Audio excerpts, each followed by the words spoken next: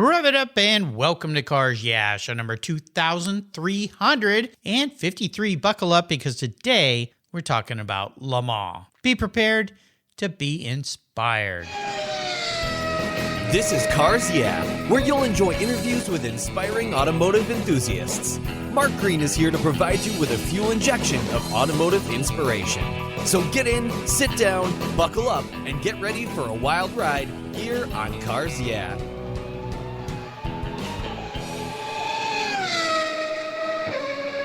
Hello, inspiring automotive enthusiasts, and welcome to Cars Yeah. Today I'm back across the pond with a returning guest in West Wales by the name of Glen Smale. Glen, welcome back to Cars Yeah. Do you have any gear, and are you ready to release the clutch? Yeah, Mark, thank you. Good. Thank you for having me. It's good to be back. Well, nice to see you again, my friend. And you know what's cool is you were on the show almost exactly 2 years ago. We were just trying to fight our way out of that terrible COVID situation. You were about ready to head off to a little race called Le Mans. And now 2 years later, I have a spectacular book on my desk that you have written, published by our friends at Motorbooks, about the 100 year of Le Mans. And I want to give you an introduction, but before I do, and we kind of dive deep into this research you've done, if you could define Le Mans in one simple set of sentences, what would it mean to you? It would be, obviously the word endurance must be in there, but it's all about sticking with what you've got. It's perseverance, it's excitement, it's history in the making. That's what I like about it. You can go every year and there's something that you will know that's going to stick in history. Absolutely. Been around 100 years now, so that's something. Not too many things, especially motor racing. You think how far motor racing has come and the changes. And we're going to be talking about that. But let me give you a little introduction for regular listeners. You can go back and listen to my first talk with Glen, as all my guest shows are on the Cars Yeah website, but also on all the mobile podcast apps. But let's take off on this new journey with this new book. South African-born Glen Smale started his professional motor journalism and photography career back in 1994. Not quite 100 years ago. No.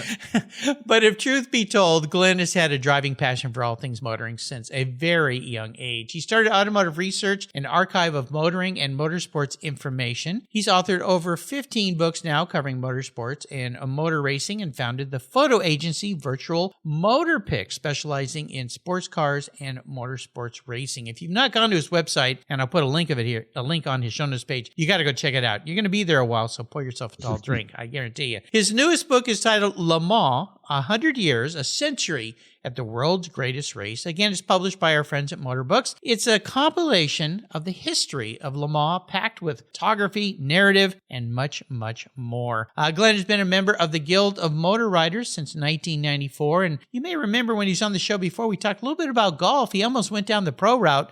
Well, guess what? He's back on the course these days, so very cool. We'll be back in just a moment, but first a word from our sponsors, so give them a little love. Buckle up. We're going to be talking Le Mans, and we'll be right back. Did you know that Cars Yeah is in the top 1% of all podcasts based on listenership, according to Libsyn, the premier RSS feed for podcasts in the United States? That's right. Plus, DuPont Registry recommended Cars Yeah is one of their top 10 car podcasts for you to enjoy. Cars Yeah has experienced tremendous growth, plus your ads are evergreen, meaning they never go away. And more listeners find Cars Yeah every day for their daily dose of automotive inspiration. Do you want to expose your brand to a highly targeted list of automotive enthusiasts in a very unique and very personal way? Well, I can help you. Contact me, Mark Green, at mark@carsyeah.com or through the website at carsyeah.com today to learn more. Years ago, when it was time to renew my collector car insurance policy, my carrier's rates went up, way up, but my usage was the same and I never made a claim. I didn't even have a ticket. So what's with that? So I turned to American Collectors Insurance. Has your collector car insurance recently raised your rates for no good reason? Tired of paying an annual membership fee? Then it's time to look around and call American Collectors Insurance. I shopped around, I asked friends for recommendations, and found a winner that I can trust. And boy, I'm glad I did. I saved hundreds of dollars every year and slept better at night knowing my baby was properly insured. American Collectors Insurance have been protecting vehicles since 1976. They provided me with an agreed value insurance policy backed by their history of taking great care of their clients. What could be better than that? So give them a call and ask for a quote today. 866-ACI-YEAH. That's 866-224-9324. And protect the ones you love like I did with American Collectors Insurance. Classic car insurance designed by collectors for collectors. So Glenn, we're back. So this is your second book with our friends at Cordo Motorbooks, right? Yes, it is. They approached me on both occasions to do the books that I've done with them. The first was Porsche 70 Years at Le Mans, which was an extension of the one I'd done before, which was 60 Years at Le Mans. This new book now is the 100 Years of Le Mans, and I was really privileged when they approached me and said, would I consider doing this? And it wasn't a straight off, oh yeah, because I was a little bit worried about, have I got all the knowledge that's really required to produce something like this? I gave it a bit of thought, and then I came back to them and I said, yeah, actually it would be a real privilege for me to be able to do this, because whenever I've tackled a book, which is, I've done 18 books now. Most of them have been on sports cars and motorsport.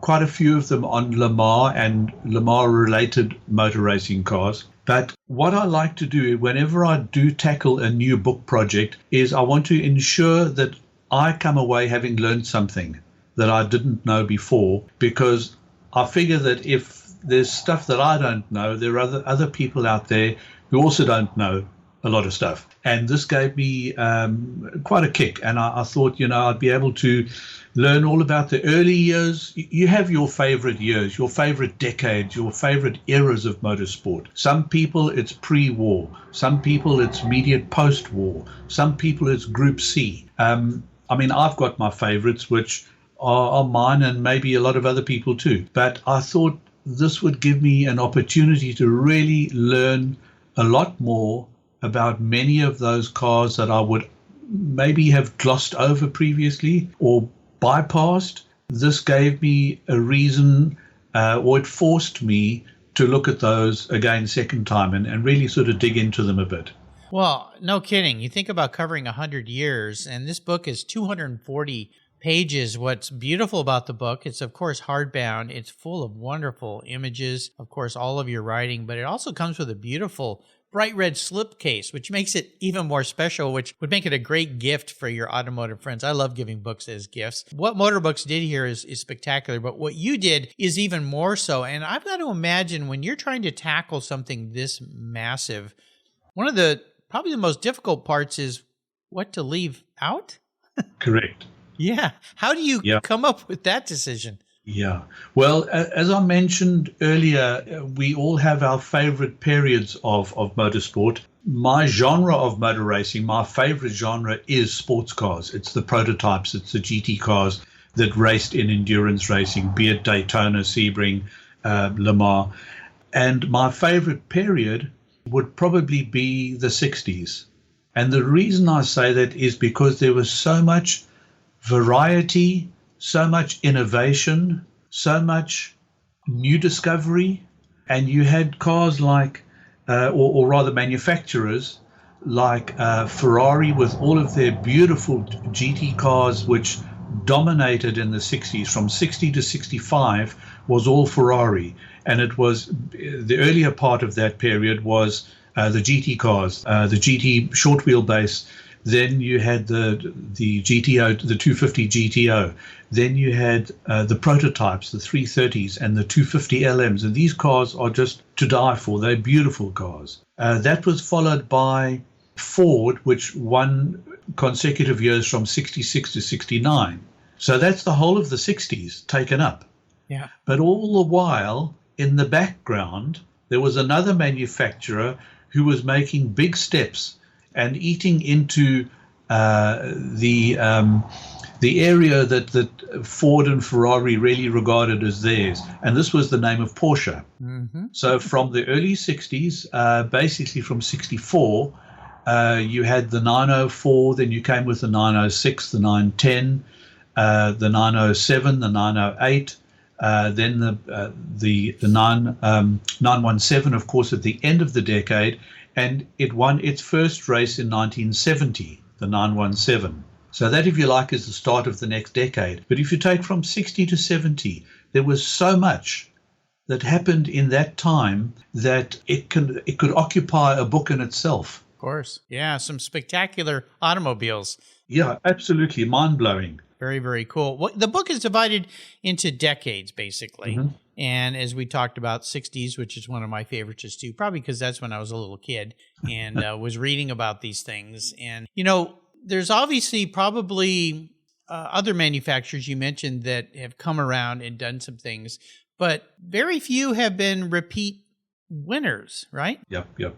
Yes. One you mentioned was, of course, my favorite, Porsche. Yeah. Well, if you take sort of a high-level look over the 100 years, in the 20s, you had some names which, of course, today are no longer with us. But towards the end of that time, you had Bentley who dominated. Then in the 30s, you had Alfa Romeo who dominated. And then towards the end of the 30s, you had Bugatti also in there. But then, of course, came the war. And then after that came Ferrari. Now, Ferrari have been present a lot. But the name that is above all the names that has dominated and been present without any interruption, any break, is the name of Porsche.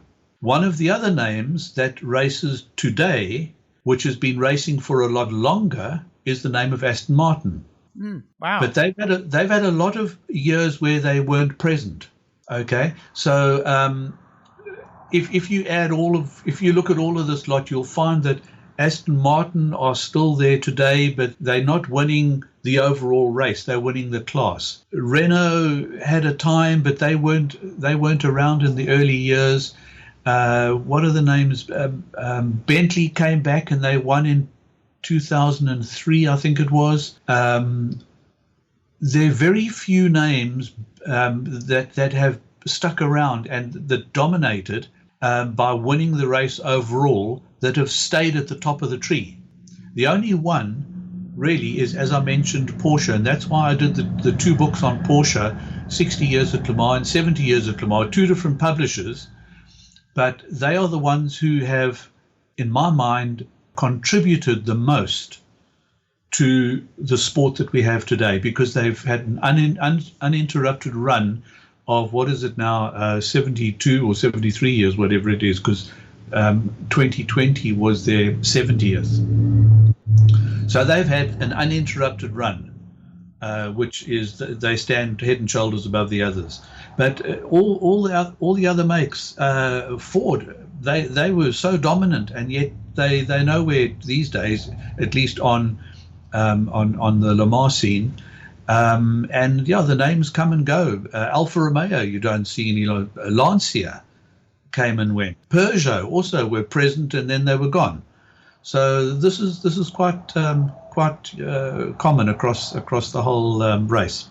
Well, in Porsche, mentioning Porsche, they participated consistently since their first race in 51, which kind of had some stand apart. And I think in your book states they've had 19 victories overall. So yeah, they just keep pounding them out. But that brand seems to always focus on racing and then bring that technology forward into cars in a lot of different ways. So I think it's cool. I want to go all the way back to the beginning, though, because 100 years, a long time ago. None of us were, well, most of us weren't around 100 years ago. Maybe there's a few there. But when you got into this, how did it all start? How did Le Mans start? Who was responsible and what was going on at the time? Because you think about 100 years ago, cars were very different, obviously. Yeah, it was the brainchild of three people, and I'm not going to be able to repeat the three French names on air.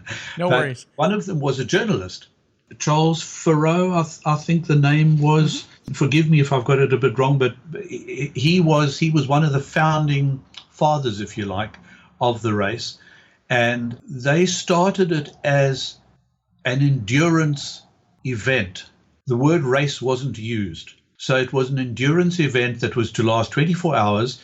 And the whole aim of the game was to put manufacturers one against the other in a competition, in a contest, to see whose car was the most reliable while being fast. Cool. And in the beginning, it was called the Triennial Cup. So in race 1 in 1923, you didn't have a winner. You had finishers. Okay. Okay. So then in year 2, in 1924, you had finishers again.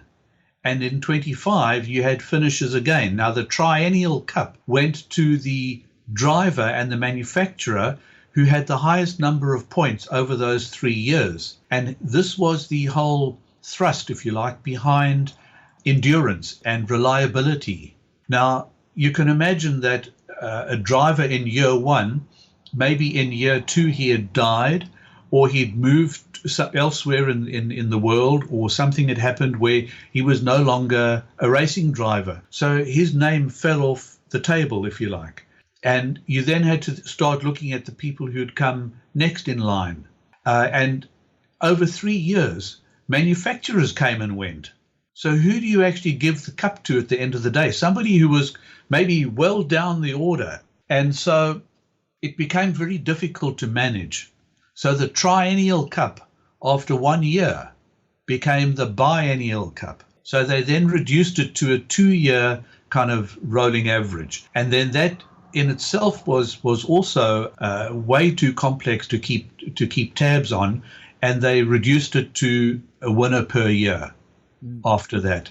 Also, the organizers were very strong on this endurance and reliability issue, because it had to relate to cars that the people, those who could afford to buy a car, could go into a showroom and buy the car that had actually just competed in the race. Okay. So you weren't allowed to have modifications on the car. You might have been allowed to improve things like lights or brakes or something, but it was to do with reliability of a car that you could buy in the showroom. And of course, you tell a racing driver this is not a race, and it goes in 1 year and out the other. Of course.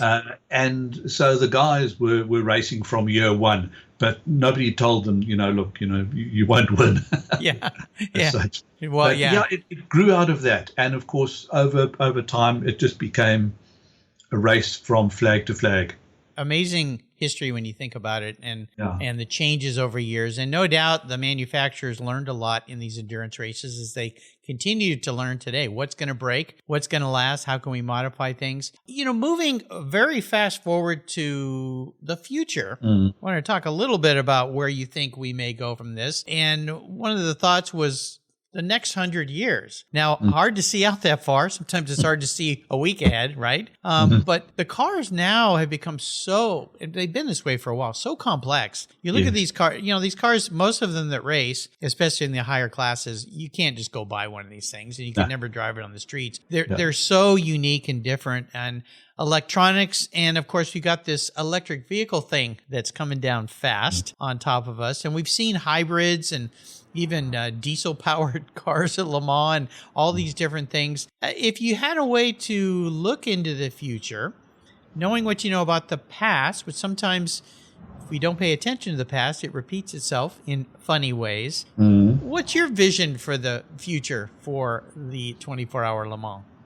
Do you mind if I just go and fetch my magic wand? Oh, yes, please do that. And while you're doing that, let me know which companies are going to succeed, so I know what stocks to buy in the next year, so that next year you and I can go out on my yacht and watch the race from a satellite feed or something like that. Yeah.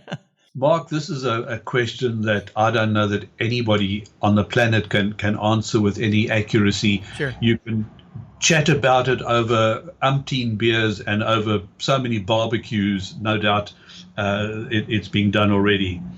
If you look back and see where we've come from and where we are today, and then try and project that forward, extrapolate some kind of trend. To be honest with you, part of that answer is going to be what cars will be on the road. Yeah. Because that might determine if you just look at, say, a GT class, for instance, GT class of cars today bear some resemblance to cars that you can buy and drive on the road. Right. Okay. The prototypes, you obviously can't. If you look at the GT cars, what are they today? They're going electric. Is electric the future? I'm going to stick my neck out and say no. Okay. Yeah, that's my take on it. The reasons for that are vast and complex as well, and it depends what part of the world you're in as to whether electric is the future or not.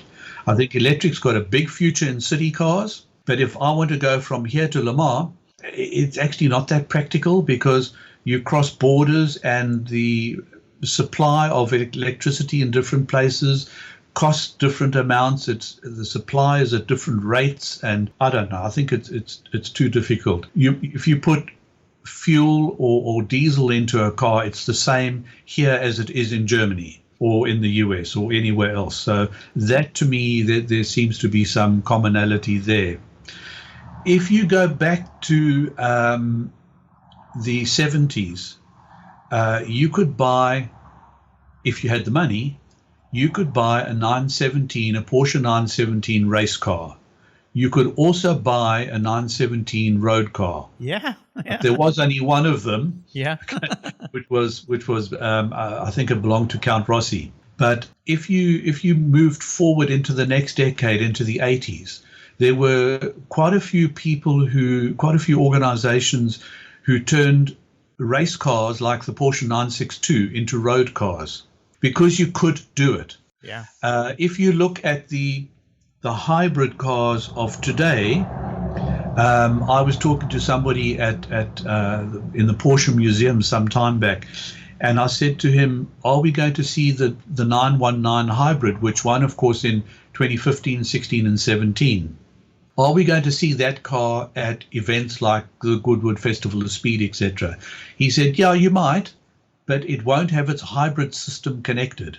And the reason being, because the technology required to start the car is so advanced that it's unlikely that you're going to be able to transport that system in the future commercially and in some kind of reasonable cost format from point A to point B just to go to a car event. So the car that races in a demonstration lap at the Sebring, Classic Sebring or Classic Daytona or Classic Le Mans, that car is, if it's a Porsche 919, is going to be running on its petrol engine.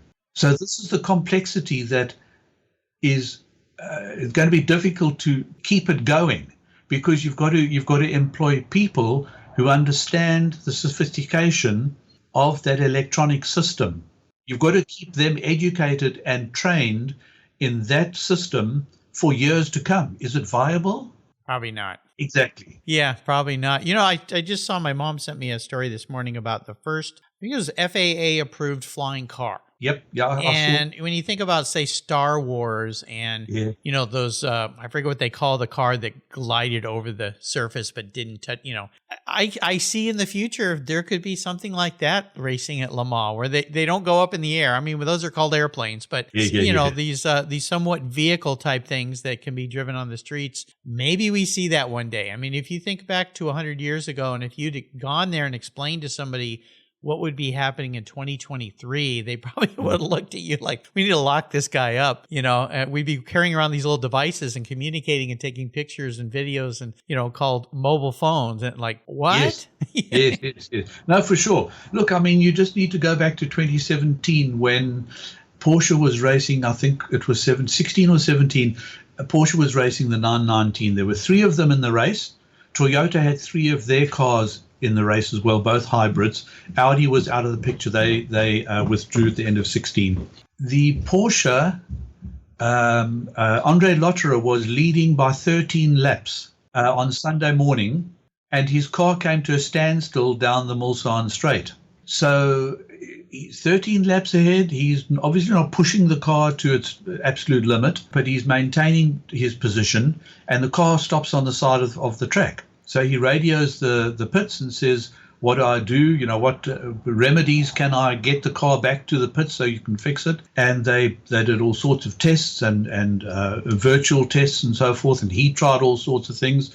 The car wouldn't work. They radioed him and said, get out. There's nothing you can do. Yeah. So here's a car that was so sophisticated because of its electronic connectability between the front wheel drive recovery system that generated power and the petrol engine at the back of the car, which drove it under normal circumstances. Somehow there was a breakdown in whatever the energy recovery system, and it couldn't last the 24 hours.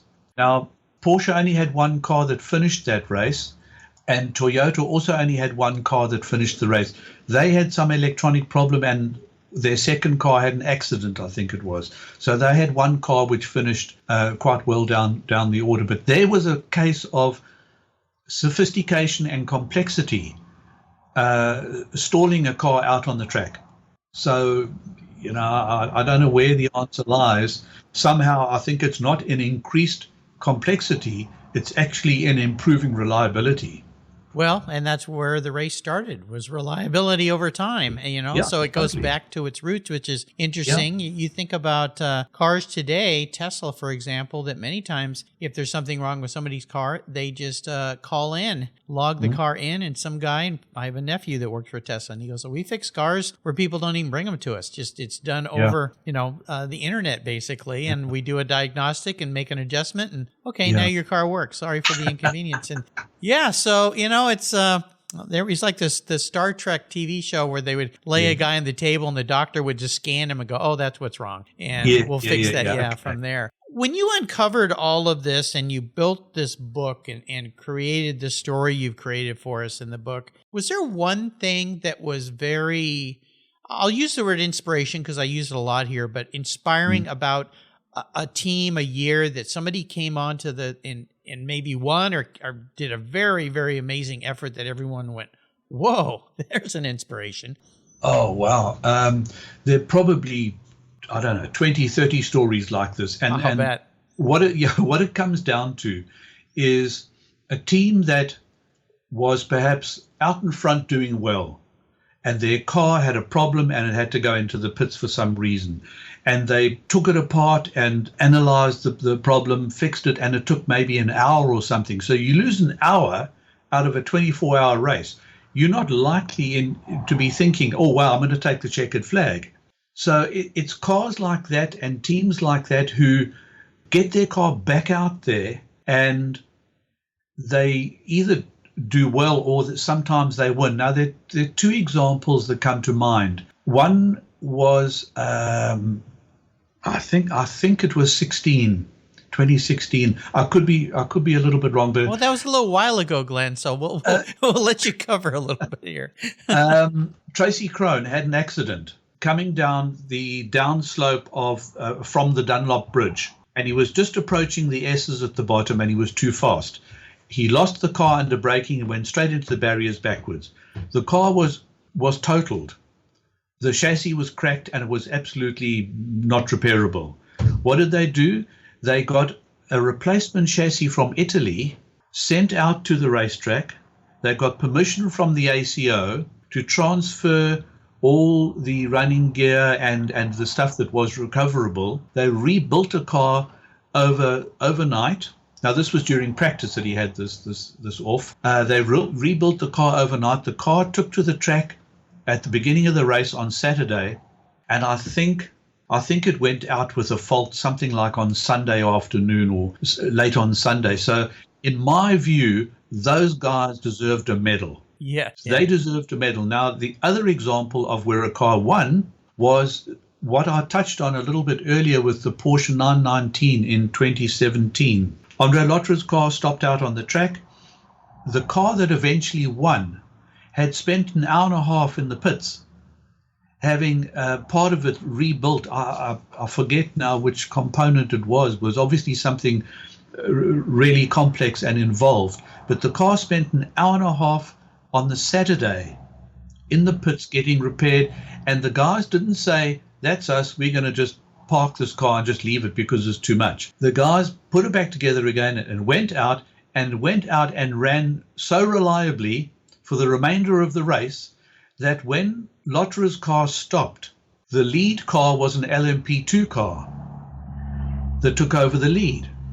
And the buzz that was going around the media room and out on the track in the crowds was, are we going to have a race winner from the LMP2 class?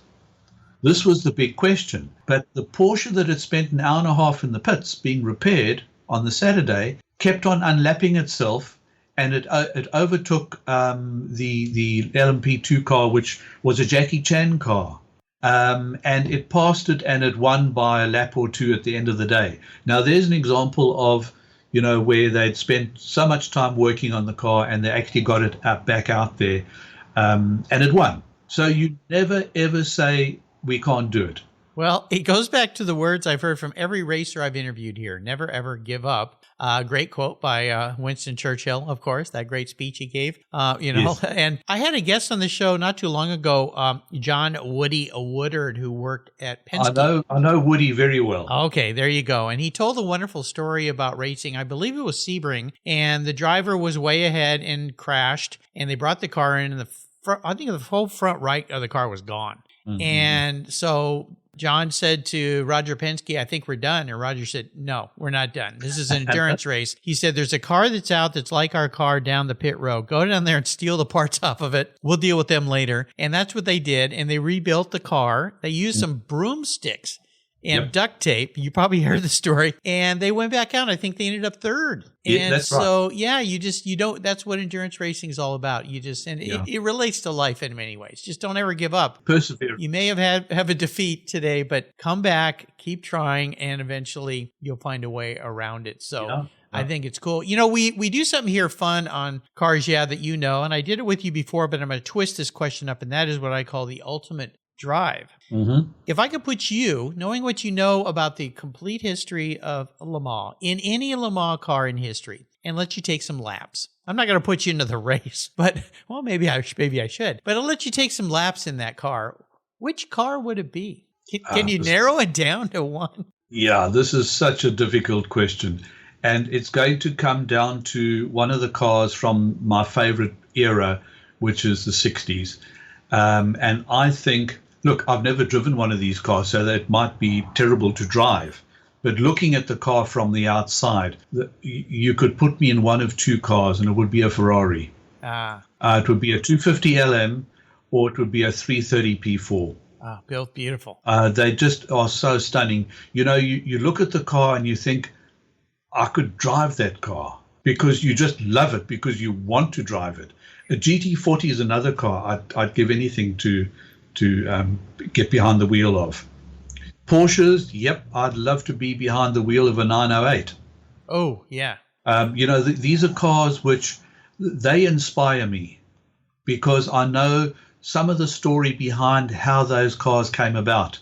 And it was a case of the same spirit that we talked about, of guys never giving up and persevering and getting their car back out on track and winning the race. It's that spirit which existed in the guys, the crew who built the cars, the designers, the engineers, the teams who put it together in the factory and said, okay, that car is now, it's ready to run. And that's what I like about those cars. Those guys would work until the small hours of the morning, night after night after night, to make sure that their car was ready for a race, any particular race.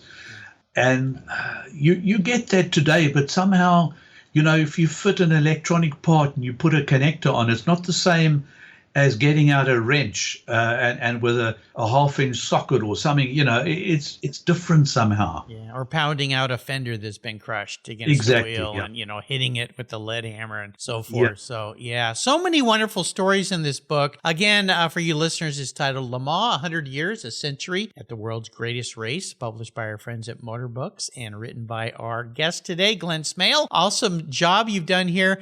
Before I let you go today, and we kind of started with this, are there some words of inspiration or thought as it relates to Le Mans for you? And maybe it's as simple as those words by Sir Winston Churchill, never, ever give up. But maybe just some parting words of wisdom or a mantra for some folks out there. Yeah, well, that is a quote that must resonate throughout those 100 years. They really must, the race itself, the Le Mans race, is littered with people who have not given up and who have succeeded, whether in fact it's a win or whether it's a place in a class, but they've completed the race. Completing that race is in itself something. So I remember when I was a teenager, I was quite a fit lad, and I was at a gym, and there was a quote up on the wall which said along the lines of what you've just said about Winston Churchill. I don't know who the quote was by, so I apologize if it's somebody else's quote, but it was just up on the wall of this gym, and it said, "Quitters never win and winners never quit." And I think that is something which, that's a thread or a theme that runs throughout the 100 years. If I look at all the manufacturers, Matra, Renault, Alpine, even the smaller makes, the guys who pedaled their cars in the 1100cc classes, and in the older days you had those smaller classes.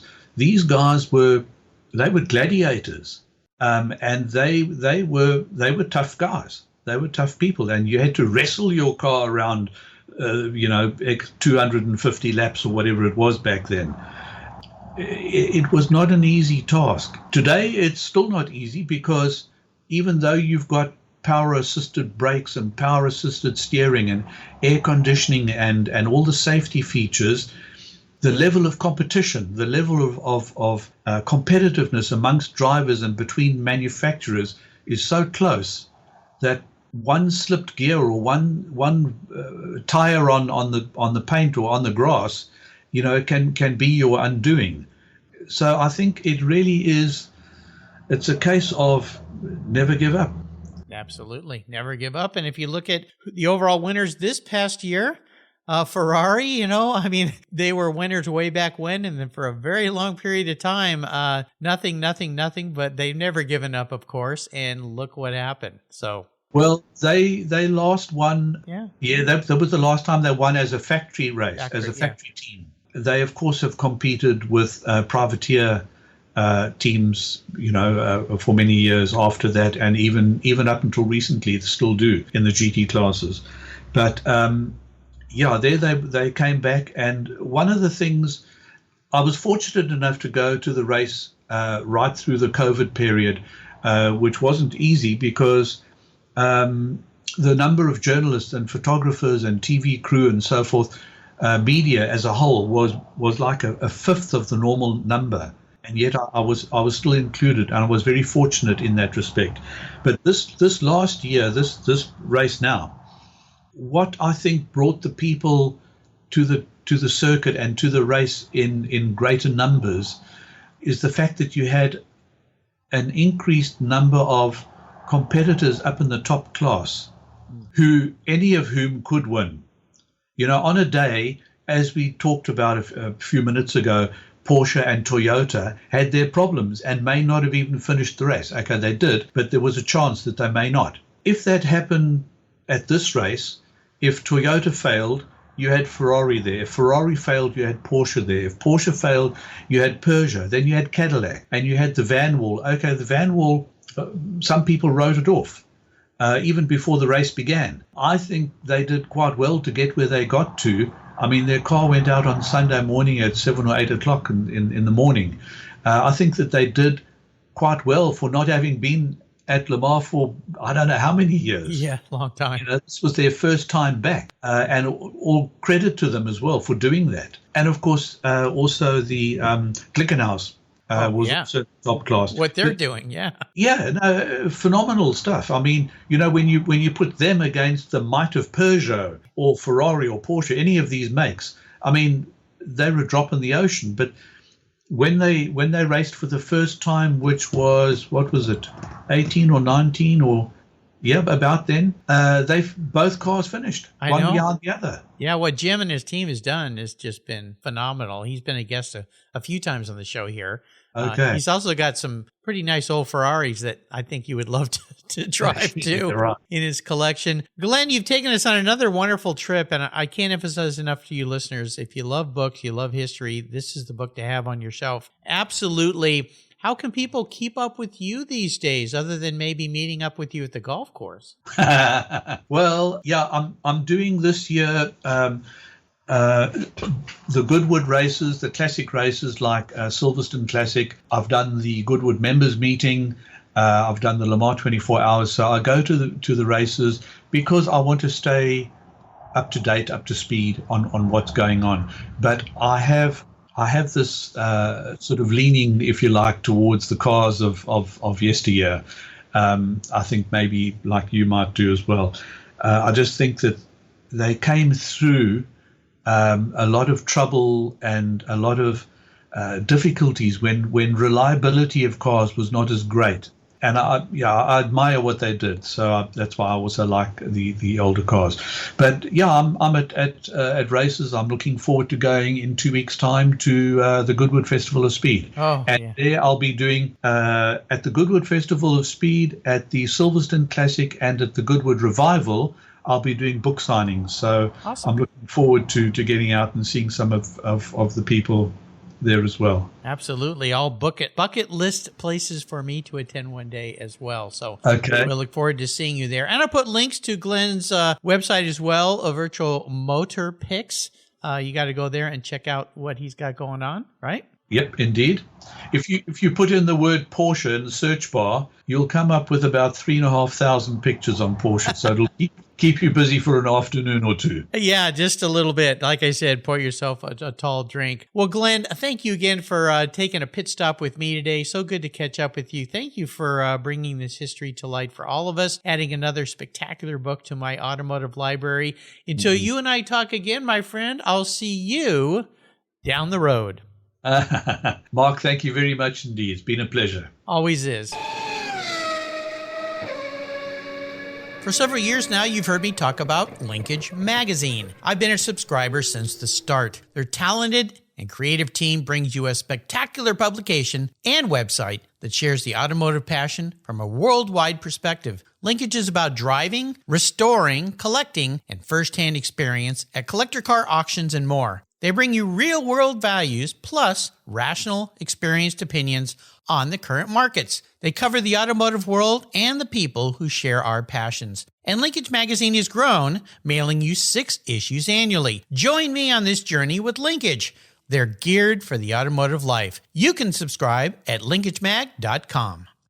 Want to hear something crazy? Veterans work on billions of dollars of vehicles, planes, and engines while deployed, but they can't touch our car until they've obtained a certification and training requirements for employment back here at home. That's crazy. Dick Force Foundation Military Transition Fund provides scholarships and grants so our veterans can transition to great careers following their service for this great country. Support Tech Force, a charity of choice here at Cars Yeah, and its workforce development efforts for our veterans by donating at techforce.org today. Thank you so much for joining us on today's ride here at Cars Yeah. Drive on over to carsyeah.com to find show notes and inspiring automotive fun. Download your free copy of Filler Up, a fun book filled with gorgeous photographs of fuel filler fun, including quotes from more inspiring automotive enthusiasts. Download your copy today, and we'll see you next time on Cars Yeah.